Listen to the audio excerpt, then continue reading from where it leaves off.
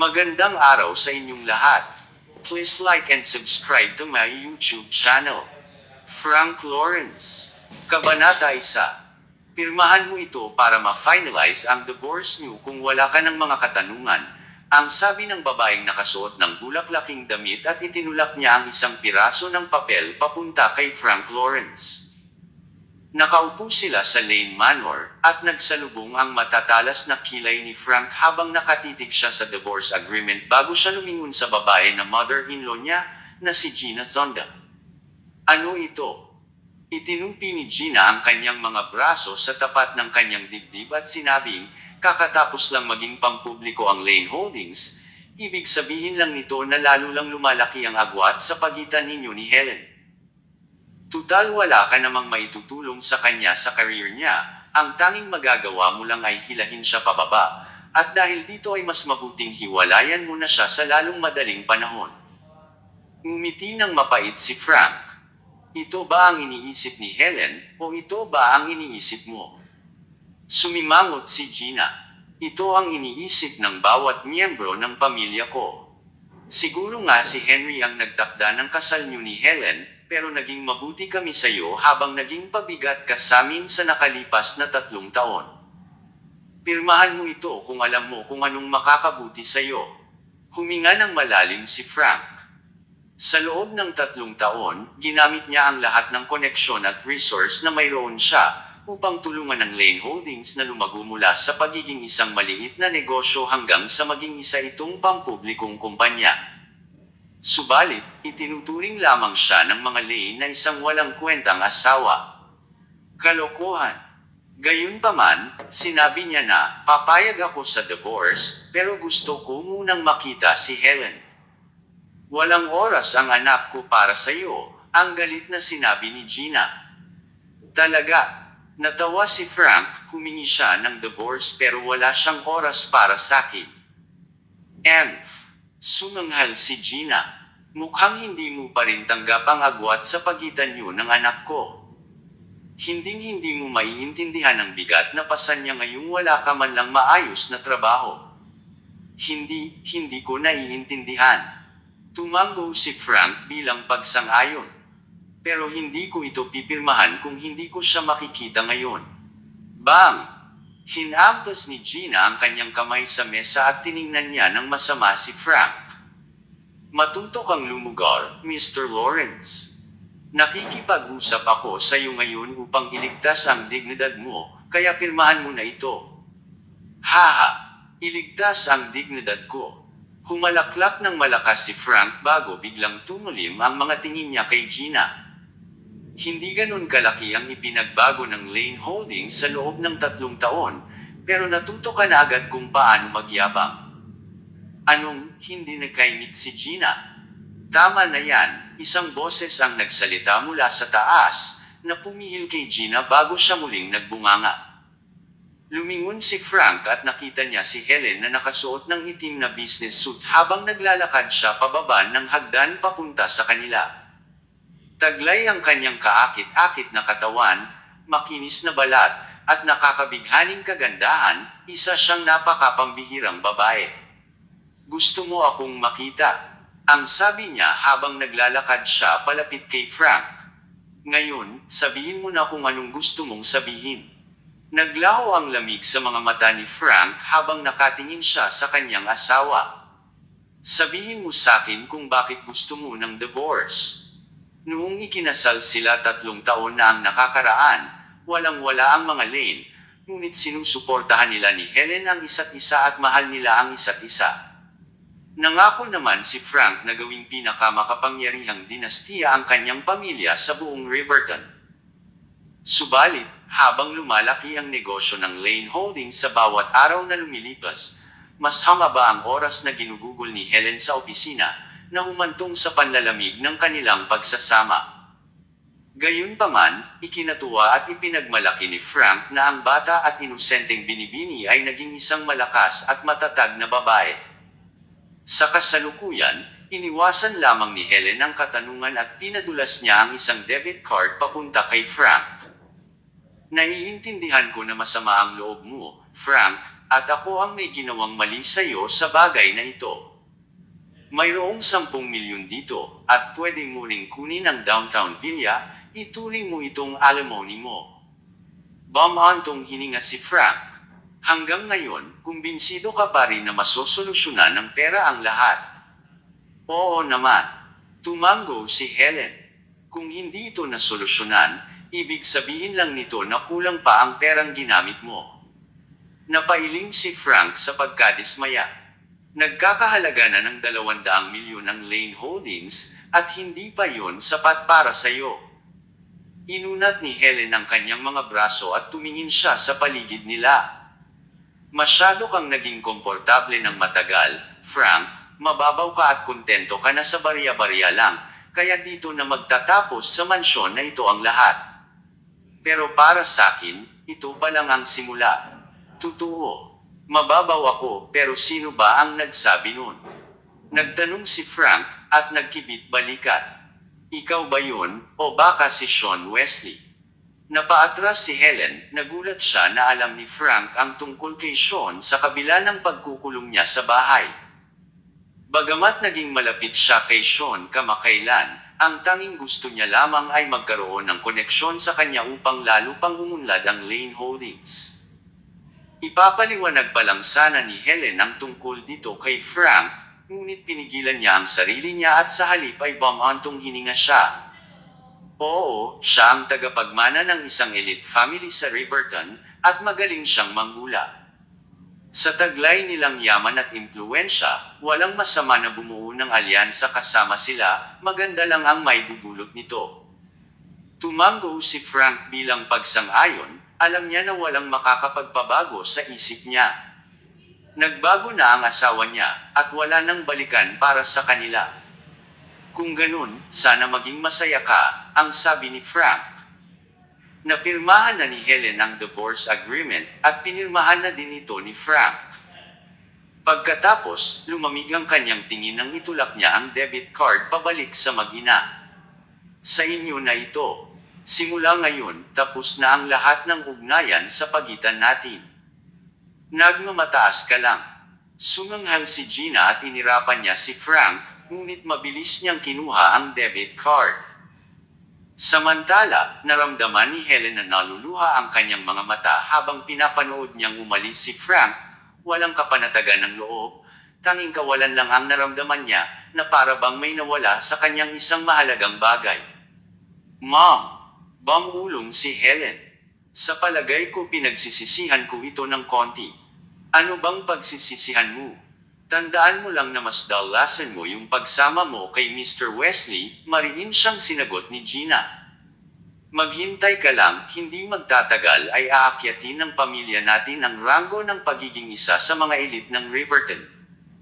Kabanata 2.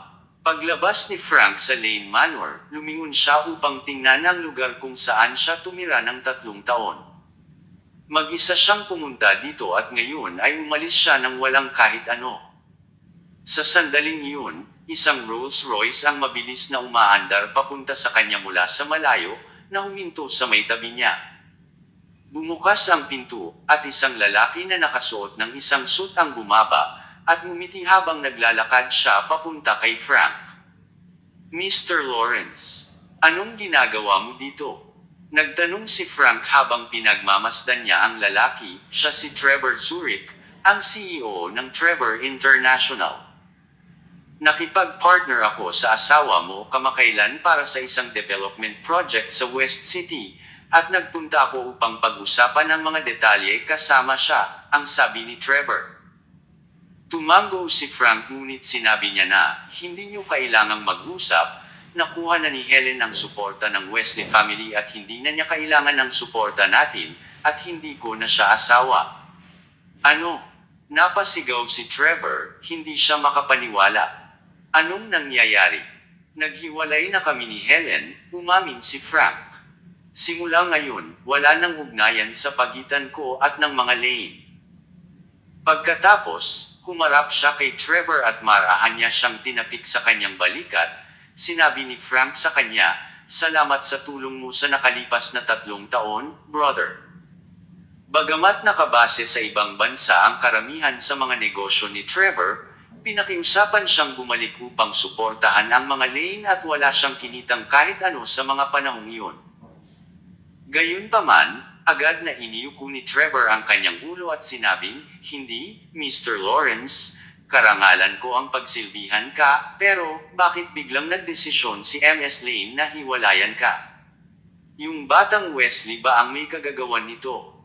Kumunot ang noo ni Trevor, hinampos niya ang dibdib niya at sinabing, "Kung ganon, personal kong bibisitahin si MS Lane at kakausapin ko siya tungkol dito." Sa nakalipas na 3 taon, ang tanging dahilan kaya siya nakipag-partner sa Lane Holdings ay dahil nakiusap sa kanya si Frank. Sa sobrang layo ng agwat nila ng mga Lane, maging ang dilaan ng kanyang mga sapatos ay wala silang karapatang gawin, lalo na ang maging partner niya sa negosyo. Napakabulag ni Helen, hiniwalayan niya si Lawrence dahil naisapubliko na ang kanyang kumpanya. Gayunpaman, umiling si Frank. "Huwag na. Hiwalay na kami ni Helen, wala na kaming kinalaman sa isa't isa ngayon. Pwede ka nang umalis kung wala ka ng ibang sasabihin." Hinampas ni Trevor ang kanyang noo nang may maalala siya. "Yung totoo, may isang bagay ako na kailangang sabihin sa'yo. Natatandaan mo yung Wonder Root na pinapahanap mo sa'kin? Kasi, nahanap ko na ito, kaso." Lumingon sa kanya si Frank sa sandaling iyon, at nagtanong, "Kaso ano?" "Kaso isa itong family heirloom ng mga Turnbull. Imposibleng ibenta nila yun," sumagot si Trevor, subalit agad ding nagbago ang tono ng pananalita niya. "Gayunpaman, nalaman ko din na ang nag-iisang anak ni Walter Turnbull ay nagkaroon ng malubhang sakit 5 taon na ang nakakaraan, at may taning na ang buhay niya. Ang magandang balita ay nandito siya sa Riverton ngayon, at kapag tinulungan mo siya, Mr. Lawrence, siguradong mapapasakamay mo ang Wonder Root." Tumalim ang mga mata ni Frank, kailangan niya ang Wonder Root, lalo na pagkatapos ng laban na iyon sa South Sea 3 taon na ang nakakaraan. Ngayong nabawasan ng gusto ang kanyang lakas, ang tanging paraan upang maibalik ang buong lakas niya ay sa pamamagitan ng pinakamahalagang kayamanan ng inang kalikasan. Dahil dito, hindi niya pwedeng palampasin ang pagkakataong makuha ang Wonder Root. Tumalim ang kanyang mga tingin, at nagtanong si Frank, "Siguro naman nakausap mo na ang mga Turnbull tungkol sa bagay na ito?" Napalunok si Trevor, pinagpapawisan siya habang sinasabi niya na, "Siyempre naman hindi kita lalakouhin. Si Walter Turnbull mismo ang nangako na mapapasayo ang Wonder Root at ang anumang kondisyon na gusto mo kapag napagaling mo ang anak niya."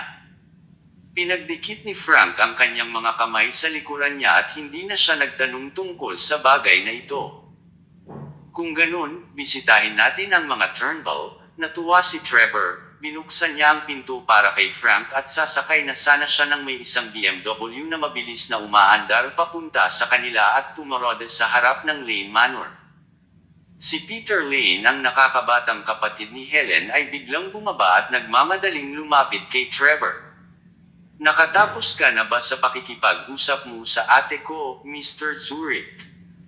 Ang tanong ni Peter. "Bakit hindi ka manatili muna dito?" Tiningnan siya ni Trevor at sininghalan siya. Mabilis na sumakay si Trevor sa kanyang Rolls Royce at umalis, hindi na niya kailangang magbait-baitan sa mga Lane ngayong hiwalay na sila Frank at Helen. Natural, natulala si Peter sa naging reaksyon ni Trevor, at nagtaka siya kung anong nagawa niya na ikinagalit ni Trevor. Wala siyang ginawang kahit ano. Pagkatapos, napanganga siya nang dumaan sa harap niya ang Rolls Royce ni Trevor, hindi siya makapaniwala sa kanyang nakita. Anong ginagawa ni Frank sa kotse ni Trevor? Anong nangyayari? Samantala, nakaupo si Helen sa kanyang syuli, maya't maya siyang tumitingin sa kanyang relo. Sinabi ni Trevor kaninang umaga na bibisita siya, ngunit tanghali na wala pa rin siya. Nag-alala din si Gina at sinabihan niya siya, "Siguro dapat tawagan mo si Mr. Zurich at tanungin mo siya." "Hindi," sagot ni Helen. "Hindi siya nagbigay ng oras, kaya dapat maghintay tayo." Pero masyadong mahalaga ang West City Project, reklamo ni Gina. Kailangan mong maging mas maagap dito, tawagan mo na siya. Habang nakakunot ang noo ni Helen sa kakaisip, nawawala na sa sarili si Gina. Tatawagan ko siya kung ayaw mo. Sige na, gagawin ko na. Bumantong hininga si Helen, nag-aalala na baka paguluhin ng nanay niya ang mga bagay. Kahit na nag-aalinlangan siya, tinawagan niya si Trevor, at hindi nagtagal ay sumagot si Trevor. Kahit na nakikipag-usap siya sa phone, malumanay ang kanyang ekspresyon at magalang ang tono niya. Hello Mr. Zurich. Itatanong ko lang sana kung anong oras ka pupunta. Gusto kong maging handa para salubungin ka. Yung totoo, Ms. Lane, ikinalulungkot ko na aalis na ako sa partnership natin, malamig na sumagot si Trevor. Ha? Ano? Bakit? Natulala si Helen sa nakakagulat na balitang natanggap niya. Alam mo kasi, naniwala ako na tapat ka, pero mukhang nagkamali ako sa'yo. Sumanghal si Trevor. Hinding-hindi ako mangangahas na panatilihin ang isang taong gaya mo sa paligid ko, kaya ituring mo na lang na kanselado na ang ating partnership. At pagkatapos nun, ibinaba niya ang tawag, at naiwan si Helen na nakatulala at takang-taka. Anong nangyayari? Lagi siyang nagpapakita ng respeto kay Trevor at kailanman ay hindi niya siya ginalit. Anong problema sa kanya? Kamusta? Anong sinabi ni Mr. Zurich? Agad na nagtanong si Gina. Kinakansela na niya ang partnership namin, bulong ni Helen. Ano? Sigaw ni Gina. Bakit? Hindi ko alam. Sagot ni Helen, habang hinihimas niya ang pagitan ng kanyang mga kilay. Sumugod si Peter papasok sa kwarto noong sandaling iyon, at nang makita niya ang kanyang ina at ate, nagtanong siya, Helen, tapos na ba kayong mag-usap ni Mr. Zurich? Mag-usap? Hindi siya dumating. Nagalit si Gina, at kinansela niya ang partnership natin. Napanganga si Peter. Ano? Pero nakita ko pa lang siya sa labas. Anong sinabi mo? Napasigaw si Helen sa gulat kung talagang dumating si Trevor, hindi ba ibig sabihin nun umalis siya nang hindi man lang pumapasok sa loob ng mansyon? Bakit? Biglang nagulat si Peter at hinampos niya ang sarili niya sa hita. Si Frank siguro ang dahilan. Kinausap siguro ng hayop na yun si Mr. Zurich. Ang ibig kong sabihin, nakita ko siya na sumakay sa kotse ni Mr. Zurich.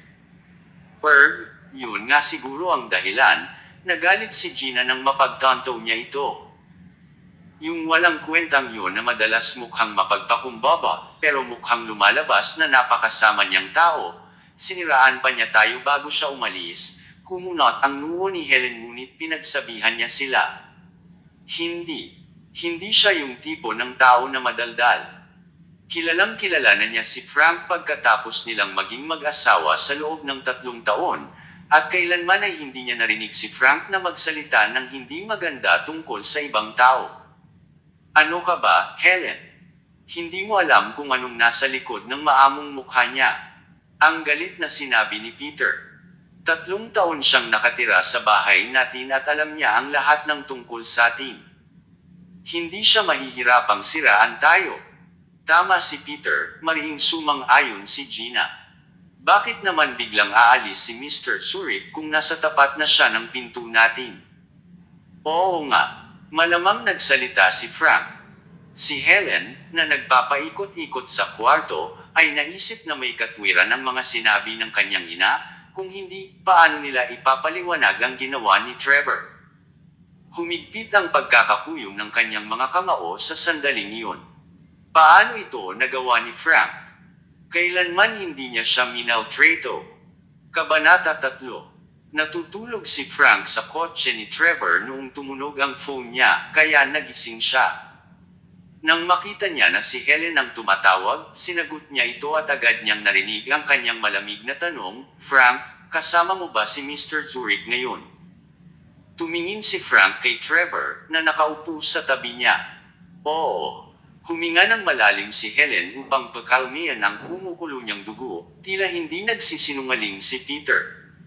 Dismayado ako sa iyo, Frank, ang sabi niya. Kung masama ang loob mo, pwede mong sabihin sa pagmumukha ko, bakit siniraan mo ang pamilya ko? Hinimas ni Frank ang kanyang sentido nang sumagot siya, maniniwala ka ba kapag sinabi ko sa iyo na hindi ko ginawa yun? Kung ganun, bakit aalis si Mr. Zurich pagkatapos niyang dumating sa tapat ng pinto ko? Ang tanong ni Helen.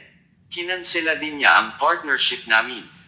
Desisyon yun ni Trevor at wala yung kinalaman sakin. Kumbinsido si Helen na si Frank ay isang duwag at hindi niya ito aaminin, nanggalaiti si Helen at mariin niyang bigkas ang bawat salita. Dismayado talaga ako sa iyo. Bigla ring lumamig ang boses ni Frank. Mukhang ang tanging mahalaga sa iyo ay kung ano ang pinaniniwalaan mo at hindi ang katotohanan.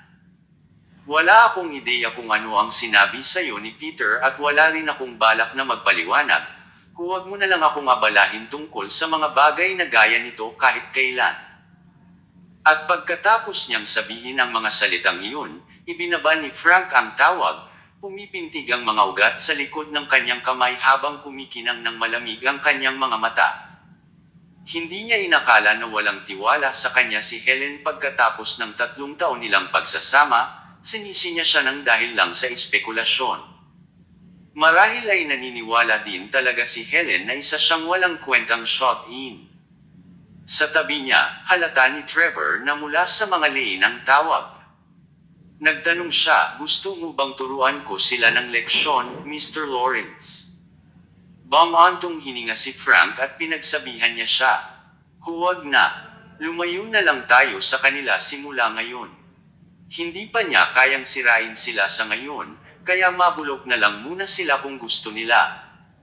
Hindi nagtagal, dahan-daang pumasok ang Rolls Royce ni Trevor sa bilya ng mga Turnbull sa tuktok ng isang burol. Tila nasabihan na sila tungkol sa pagdating nila, isang tagapagsilbi ang nakahanda at sumalubong sa kanila, at dinala sila sa drawing room. Pagkatapos niya silang dalhan ng tsaa, sinabi niya na, pakiusap magpahinga muna kayo, mga ginoo. Ipapaalam ko kay Mr. Turnbull tungkol sa pagdating niyo. Pagkatapos tumalikod at umakyat sa taas ang tagapagsilbi, tumingin sa paligid si Frank at tahimik na bumulong, talagang walang gaanong mga tagapagsilbi dito, no? Hindi mo sila dapat maliitin, Mr. Lawrence, ang sabi sa kanya ni Trevor. Si Walter ang itinuturing na pinuno ng mga Turnbull sa Riverton, habang ang karamihan sa kanilang impluensya ay nananatili sa Moorhen. Pambihira ang kanilang heiress na si Vicky, mag-isa niyang itinatag ang isang transnational trading conglomerate 5 taon na ang nakakaraan at bilyon-bilyon ang naipon niya. Isa rin siyang apprentice ng gobernador ng Riverton at isang prodigy ng martial arts. Isa na sana siyang elite sa mga kabataan ng Riverton kung hindi dahil sa sakit niya. Ininom ni Frank ang kanyang tsaa at natawa siya. Napakataas talaga ng tingin mo sa kanya. Paano siya may kukumpara kay Helen? Haha! Tumawa si Trevor, hindi siya nagpigil dahil hiwalay naman na sila Frank at Helen. Parang ikinukumpara mo ang isang lobo sa isang hamak na tupa. Biglang may naisip si Trevor, at ngumisi siya. Oo nga pala, Mr. Lawrence, isa kang ginoong may dignidad, matalino, at mapagmahal, habang si M.S. Turnbull ay isang magandang babae na matalino din. Kapag nagpakasal kayong dalawa, siguradong magiging isa itong perpektong kasalan at ako, si Trevor Zurich, ay nakahandang maging guarantor mo. Blurg. Halos masamid si Frank sa kanyang tsaa at tiningnan niya ng masama si Trevor. Yung sarili mo ang alalahanin mo, huwag ako. Nahihiyang naggamot ng ulo si Trevor, nagulat siya na hindi interesado si Frank. Sa sandaling iyon, narinig ni Trevor ang mga nagmamadaling yabag at agad siyang tumayo upang batiin ang lalaking palapit sa kanila. Mr. Turnbull. Hinawakan ni Walter ang kanyang kamay at masayang nagtanong, Trevor, kaibigan. Nasaan yung mahimalang manggagamot na sinabi mo? Mabilis na ipinakilala ni Trevor si Frank. Ito siya, si Frank Lawrence. Nagsasanay siya ng mag-isa sa South Pole, at pambihira ang mga kakayahan niya bilang isang manggagamot. Nanigas ang ngiti ni Walter nang makita niya kung gaano kabata ang itsura ni Frank. Nagbibiro ka ba, Trevor? Napakabata niya. Kailanman hindi ako magsisinungaling sa'yo, Mr. Turnbull, ang seryosong sinabi sa kanya ni Trevor. Kapag pati si Frank na bigong pagalingin ang anak mo, wala nang makakapagpagaling sa kanya. Kahit naduda si Walter tungkol kay Frank, wala siyang magagawa kundi subukan ito, lalo na't inirekomenda siya ni Trevor. Kung ganun, pakiusap sumama ka sakin, Mr. Lawrence. Ituro niyo ang daan, sir, ang sabi ni Frank, at sinundan nila ni Trevor si Walter papunta sa isang kwarto sa ikalawang palapag. Sa loob, nakita ni Frank ang isang babae na nakahiga sa kama. Kasing ganda talaga siya ng gaya ng inilarawan ni Trevor, na may maputing balat, malinaw na mga mata, at kaakit-akit na mukha. Kahit na mukha siyang payat at sakitin, hindi may itatago ang mapagmataas niyang presensya, nakadagdag ito sa kagandahan niya.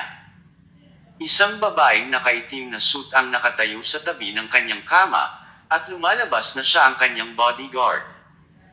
Nagmamadaling lumapit si Walter sa kanyang anak, at kinausap niya siya, Vicky, dinalhan ka ni Trevor ng isang manggagamot. Siguradong matutulungan ka niya sa pagkakataong ito. Maraming salamat, Mr. Zurich.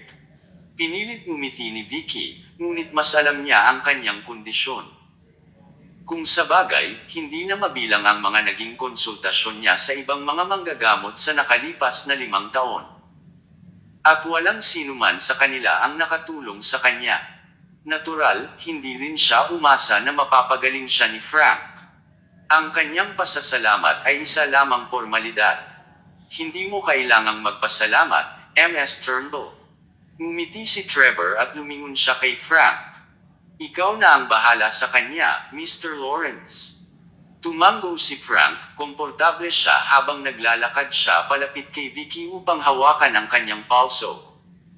Kumurap ang mga mata ni Vicky, nagulat siya na napakabata pa ni Frank, at pinagmasdan niyang maigi ang pagkunot at paghinahon ng mga kilay ni Frank. Pagkaraan ng ilang sandali, nagtanong siya, madalas ka bang mag-ensayo ng martial arts, Ms. Turnbull? Nag-ensayo ako ng kaunti kasama ang guru ko, para ito sa kalusugan ko, mahinang sumagot si Vicky. Hanggang saan? Bahagyang kumunat ang noo ni Vicky. Initiate, bakit mo ako tinatanong tungkol dyan imbes na sa kondisyon ko? Ngumiti si Frank pabalik kay Vicky. Dahil ang pag-ensayo mo ng martial arts ang nagdulot ng kondisyon mo. Ano? Napasigaw sa gulat ang lahat, maaaring humantong sa ganitong sakit ang martial arts. Kalokohan. Si Yara Quill, ang nakaitim na bodyguard na nakatayo sa tabi ng kama ni Vicky ay nagalit noong sandaling iyon. Pinag-aaralan ni Vicky ang Bolt Smacker, isang teknik na ipinamana sa aking angkan sa loob ng maraming henerasyon. Kung yun ang naging sanhi ng sakit niya, bakit hindi nagkasakit ang tatay ko? Hindi lahat ng tao ay nababagay sa pagsasanay ng martial arts, ang sabi ni Frank. Ang teknik na sinabi mo ay ginawa para sa mga lalaki at hindi ito angkop para sa mga babae. Titigil sa pagdaloy ang ki ni Vicky, dahilan upang mabarahan ang kanyang mga vein at mga nerve, higit pa rito, naabot na niya ang initiate. Bagamat isa itong accomplishment, maswerte siya na naparalisa lamang ang katawan niya. Sa mas malalang kaso, ang kanyang ki ay mayroong kakayahan na sirain at patayin siya. Lumingon siya upang tumingin kay Yara, at sinabing, dapat tumigil ka na rin. Mapaparalisa ka sa loob ng 3 taon kapag nagpatuloy ka. Manahimik ka. Winasiwas ni Yara ang kanyang palad papunta sa mukha ni Frank sa mga sandaling iyon. Parang kapatid na niya si Vicky, nagsanay silang pareho sa ilalim ng kanyang ama, at nanatili siya sa tabi ni Vicky mula noong nagkasakit siya. Sigurado si Yara na gumagawa ng gulo si Frank upang paglayuan sila at malinaw na sinasabi sa kanya na ang teknik ng kanyang angkan ay isang kalokohan. Kailangan niya siyang saktan upang pahupain ang galit na naramdaman niya. Tigil. Ang sabi ni Trevor habang namumutla siya sa takot, hindi niya inasahan na aatakihin talaga ng bodyguard ni Vicky si Frank. Gayunpaman, hindi ito dahil sa nag-aalala siya kay Frank. Sa halip, nag-aalala lang siya para sa ignoranteng bata na yun. Kabanata 4. Pow! Pow! Pow! Nagbitak ang hangin sa kwarto. Malakas at puno ng determinasyon ang mga pag-atake ni Yara, nakipagpalitan siya ng higit sa 100 suntok kay Frank nang wala sa oras. Walang intensyong manakit si Frank, gayunpaman, sapat lamang ang ginagawa niya upang ipagtanggol ang kanyang sarili. Kahit na wala siya sa peak condition niya, hindi siya matatalo ni Yara. Tama na, Yara, ang sabi ni Vicky mula sa kama. Ginawa ni Yara ang sinabi sa kanya, bagamat binigyan din niya si Vicky ng isang nagrabyadong tingin. Yung batang yun. Tama na, Mataray na sabi ni Vicky. Magpakita ka naman ng respeto, nandito si Mr. Lawrence para tulungan ako. Sa totoo lang, nagalit din si Vicky kay Frank dahil ang ama ni Yara ang kanyang guro. Gayunpaman, bilang tagapagmana ng legacy ng kanyang pamilya at bilang isang martial arts prodigy, dapat siyang manatiling kalmado sa lahat ng oras. Bukod dito, nasabi niya kaagad na ang mga kakayahan ni Frank ay namumukod-tangi nang makipagpalitan siya ng suntok kay Yara, at malinaw na nagpipigil siya. Kaya naman sinabihan niya si Yara na tumigil na siguradong matatalo si Yara kapag ginamit ni Frank ang buong lakas niya. Natural, hindi sinuwi ni Yara si Vicky, at tahimik siyang umatras. Lumingon si Vicky kay Frank at nagtanong, "Tutal sinabi mo ang sanhi ng aking kondisyon, Mr. Lawrence, anong paraan ng panggagamot ang iminumungkahi mo?" Lumingon din sa kanya sina Walter at Trevor, ngunit nakita lamang nila si Frank na yumuko, hinahaplos ang kanyang baba habang nag-iisip at nakasimangot. "Mr. Lawrence, may problema ba?" Maingat na tanong ni Trevor. "Wala, isa lang itong simpleng kondisyon na madaling gamutin," ang sagot ni Frank habang dahan-dahang tumangala at lumingon kay Vicky. "Hindi ko inaasahan na sobrang basura ang teknik na natutunan mo. Makakalakad ka ulit pero mawawala lahat ng progress mo. Gayunpaman, naperpekto ko na ang teknik na iyon, kaya magsanay ka lang sa paraan na ituturo ko sa iyo at maaabot mo ang iyong peak form sa loob ng taong ito." Kumuyam ang mga kamao ni Yara habang nakatitig siya kay Frank. Kahit basura ito, wala kang laban sa teknik ng angkan. Maging si Trevor ay nailang masyadong prangka si Frank. Sana man lang binigyan niya ng dignidad ang heiress ng Boltzmacher dahil nakatayo lang siya doon. Gayunpaman, lumingon si Frank kay Yara at diretsyong sinabi na, "Minsan ko lang ito ipapakita. Manood kang mabuti." Habang iniipon niya ang kanyang ki papunta sa kanyang dalawang kamay, ang kanyang mga damit ay nagsimulang pumagaspas ng malakas. Boom! Humakbang si Frank at biglang sumugod kay Yara na parang isang bala. Ngumiti si Yara, siya ang umatake. Hindi niya siya pinilit. Inipon niya sa kanyang palad ang Boltzmacher, agad niyang sinalubong ang pag-atake ni Frank. "Huwag mo siyang sasaktan, Yara," sigaw ni Walter. "Pakiusap, kontrolin mo ang sarili mo, Mr. Lawrence." Ang sigaw ni Trevor. Kasabay nito, nakatingin ng maigi si Vicky kay Frank, napanganga ang kanyang bibig. "Iyon ba ang Boltzmacher?" Hindi maaaring magkamali lalo na't mahigit 1 dekada niya itong pinag-ensayuhan. Yung totoo, gumamit si Frank ng isang lihim na teknik ng mga kuil ngunit kailan niya ito natutunan. At habang pinagmamasdan siya ni Vicky, malinaw niyang nakikita na mahigit sa 1,000 beses na mas mahusay ang paggamit niya dito kaysa kay Yara. Pow! Sa kabilang banda, namilipit ang mukha ni Yara nang maramdaman ang sakit sa kanyang braso nang saluhin niya ang palad ni Frank. Ito ay tulad ng isang malakas na alon na may bigat ng isang bundok, at ito ay tila walang katapusan. Tumalsik si Yara at sumalpok sa pader sa likod. Bang! Namumula ang pisngi niya habang nagliliyab ang kanyang habang halos isukan niya ang kanyang bituka. Dahan-daang lumingon si Walter kay Trevor na tila nagtatanong kung ano ba talaga si Frank. Tiyak na napansin ni Trevor ang pagkalito ni Walter, ngunit wala rin siyang ideya kung ano ang isasagot. Gayunpaman, pinunasan niya ang pawis sa kanyang noo at pamantong hininga. Nagpapasalamat siya na nagpigil si Frank kung talagang nasaktan niya si Yara, tiyak na magkakaroon ng matinding sama ng loob pagkatapos. Habang nakasandal si Yara sa dingding ng may pagkagulat at pagkalito sa kanyang mukha, nabigla siya, kailan mo ninakaw ang teknik ng angkan ko? Noong ginamit mo, yun ngayon, ang walang pakialam na sagot ni Frank. Gulat na gulat si Vicky, isang tingin lang ang kailangan niya. At mas napalakas niya ito sa loob ng napakaikling panahon. Ang katalinuhan na yun para sa martial arts ay higit na nakatataas sa kanya. Samantala, halos mablangko ang isip ni Yara. Inabot si Vicky ng 1 taon, at inabot naman siya ng 5 taon upang matutunan ang bolt smacker, tapos natutunan ito agad ng batang ito. Nakakainis. Ha. Biglang tumawa si Walter. Hindi siya isang martial artist, ngunit maging siya ay nakikita kung gaano kadaling natalo ni Frank si Yara. At nang makita niya na hindi pangkaraniwang tao si Frank, hindi na niya siya minaliit ng gaya ng ginawa niya noong unang dumating si Frank. Isa kang kamangha-manghang manggagamot at martial artist, Mr. Lawrence. Kita mo, Yara. Hindi mo makikilala ang isang lalaki hanggat hindi ka nakikipagpalitan ng suntok sa kanya, ngunit makakapaghintay, yun sa ngayon. Magagamot mo ba ang kondisyon ni Vicky ngayon, Mr. Lawrence? Kailangan ko ng acupuncture needles para tanggalin ang mga bara sa ugat ni Ms. Turnbull, sagot ni Frank. Walang problema, mayroon kaming lahat ng klase ng medical equipment na posibleng kailanganin mo. Ngumiti si Walter at agad na sinabihan ng isang katulong na kunin ito.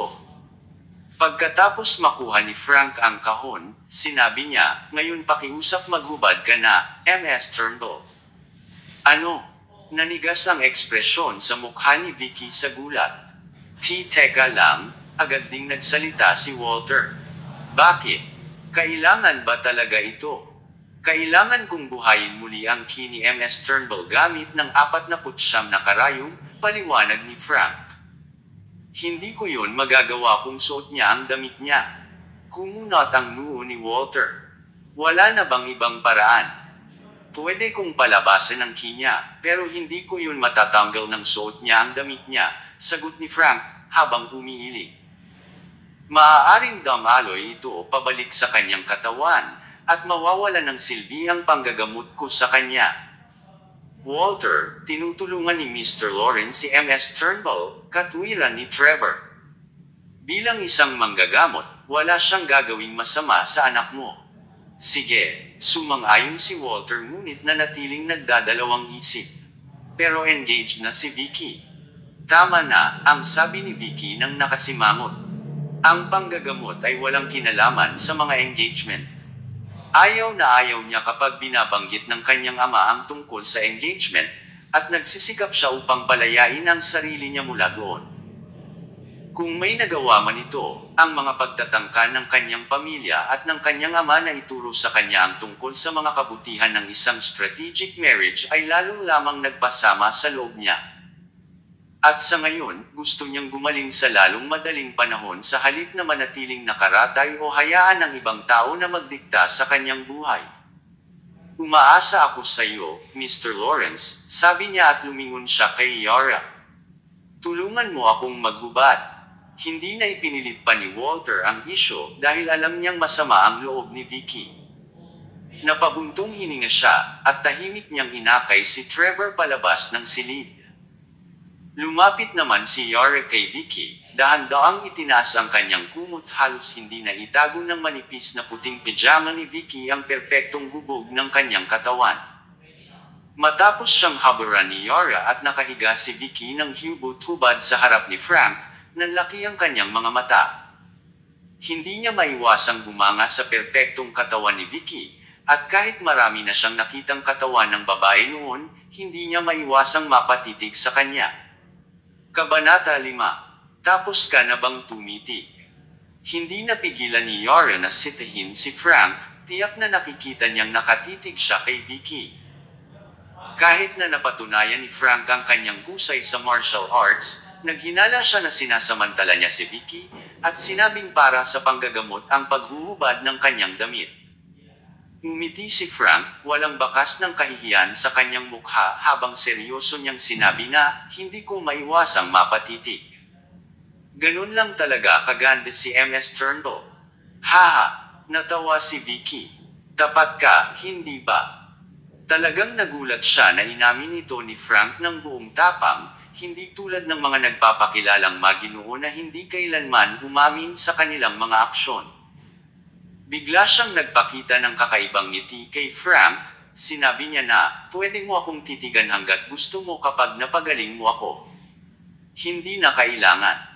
Ang mga magagandang bagay ay hindi malilimutan mula sa unang tingin, ang sabi ni Frank habang umiiling siya. Paglabas niya ng isang karayom, ang kanyang mga daliri ay dumampi sa makinis na balat sa dibdib ni Vicky, bigla siyang nakaramdam ng malamig na sensasyon sa sandaling iyon. Napabuntong hininga at nang inig si Vicky nang ipasok niya ang karayom sa itaas ng kanyang batok. Pagkatapos, naglabas siya ng isa pang karayom, dinaanan niya ang kanyang tiyan at ipinasok ito sa baba ng kanyang pusod.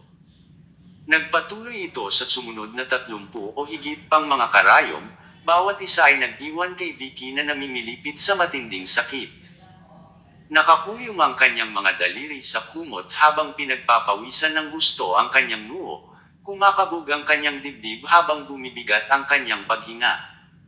Napansin iyon ni Frank sa gilid ng kanyang mata. Kahit nakasal siya kay Helen sa loob ng 3 taon at magkasama silang tumira sa iisang bahay, walang nangyari sa kanilang dalawa. Higit pa rito, siya ay nasa kanyang kalakasan, kaya't hindi niya maiwasang manggigil nang makita niya ang isang kaakit-akit na babae na nakahubad at nakahandusay sa kanyang harapan. Kinagat niya ang kanyang dila, pinawi niya ang mga kaisipang iyon gamit ang sakit at nagpatuloy siya sa ginagawa niya. Sa tabi nila, patuloy na pinupunasan ni Yara ng tuwalya ang pawis ni Vicky. Pagkaraan ng ilang oras, sa wakas ay nagtanong si Vicky habang tinitiis ang sakit, gaano katagal pa ba? Ito na ang huli. Nakahinga ng maluwag si Vicky, sa wakas ay matatapos na ang sakit. Kung ganun, pakibilisan mo na lang. Tumango si Frank at ginamit ang kanyang mga daliri upang sukatin ang distansya papunta sa isang lugar sa baba ng kanyang pusod. Nang mapansin ni Vicky na parang may mali, agad na nagtanong si Vicky, saan ilalagay ang huling karayom? 5 pulgada sa baba ng pusod. Natigilan si Vicky, namumula ang kanyang mga pisngi. 5 pulgada sa baba ng pusod, hindi ba yun ang? Kahit na tinuruan siya tungkol sa iba't ibang mga kultura, konserbatibo siyang tao, umabot na siya sa kanyang limitasyon ng hilingin sa kanya ni Frank na maghubad para magamot niya siya. Hiyang-hiya siya na may ipapasok na karayom sa kanyang pag-aari. Samantala, walang pakialam si Frank. Nakita na niya ang lahat, kaya wala na siyang dapat ikatakot. Sa katunayan, naipasok na niya ang karayom bago pa ito napansin ni Vicky, at nakaramdam siya ng matinding sakit sa kanyang buong katawan. Kinagat niya ang kanyang mga ngipin at ipinikit ang kanyang mga mata, nanigas siya na parang mga bowstring habang ang lahat ng kanyang enerhiya ay naglaho sa sandaling iyon. Tiniis niya ang sakit gamit ang kanyang kahihiyan at pinigilan ang sarili sa paggawa ng ingay. Talagang nagulat si Frank nang makita niya ang kamangha-manghang katatagan ni Vicky, masakit kapag nasira ang ki ng isang tao. Talagang isa siyang martial arts prodigy, kaya niyang pigilan ang sarili sa paggawa ng anumang ingay. Sa malapit, nag-aalala si Yara sa kanyang tabi nang makita niya na namimilipit ang kanyang mukha. Ayos ka lang ba, Vicky? Berg. Ayos lang ako, hiningal si Vicky habang humuhupa ang sakit. Nawala man ang pangangatawa na hinasa niya sa loob ng isang dekada, Pakiramdam niya ay naalis na ang lahat ng nakabara sa mga ugat niya at sa wakas ay naramdaman niyang muli ang kanyang mga paa. At sa tulong ng pinagandang bersyon ni Frank ng Bolt Smacker, hindi siya mahihirapang mabawi ang kanyang lakas sa loob ng 1 taon. Napatingin si Yara nang itinaas ni Vicky ang kanyang mga kamay, tuwang-tuwa niyang sinabi, "Mas magaan na ba ang pakiramdam mo, Ms. Turnbull?" "Oo," sagot ni Vicky, puno ng pananabik ang kanyang mga mata. Nakakamangha ang pakiramdam na mabawi ang kontrol sa sarili niyang katawan. Dahan-dahan siyang lumingon kay Frank. "Pambihira ang kakayahan mo bilang isang manggagamot, Mr. Lawrence." "Napahanga din ako sa tibay mo," sagot ni Frank. Ngumiti si Vicky, ngunit nag-aalangan siyang nagtanong, "Yung totoo? Ayos lang ba na lumabas ka muna ng kwarto?" Sa wakas ay naalala ni Frank na hubad pa rin si Vicky, at wala siyang dahilan upang manatili ngayong magaling na si Vicky. Tumalikod siya at umalis, patungo sa drawing room. Sila Walter at Trevor, na matagal nang naghihintay, ay natuwa nang makita siya. "Kamusta si Ms. Turnbull?" Mabilis na tanong ni Trevor. "Ayos na siya ngayon," sagot ni Frank. "Talaga?" Hindi makapaniwalang tanong ni Walter. Bumaba si Vicky noong sandaling iyon matapos siyang magbihis ng malinis na damit. Nang makitang hindi na siya nakaratay sa kama, namula ang mga mata ni Walter, at agad niya siyang niyakap. "Talagang gumaling ka, Vicky." "Salamat." Umiyak siya. "Napakasaya nito." "Dad, ayos lang ako, huwag kang mag-alala." Napangiti si Vicky. "Salamat kay Mr. Lawrence." "Haha." Tumawa si Walter nang lumingon siya kay Frank. "Huwag kang mag-alala, Mr. Lawrence, sinabi sa akin ni Trevor ang tungkol sa Wonder Road. Iniutos ko na ihatid ito dito mula sa kapital, at makukuha mo ito sa loob ng 3 araw. Kumunot ang noo ni Frank, ngunit bago pa siya makapagsalita, lumapit sa kanya si Trevor at bumulong sa kanya, "Huwag kang mag-alala, Mr. Lawrence. Mamatay man ako ngayon, ipinapangako ko na hindi tatalikuran ng mga Turnbull ang kanilang pangako."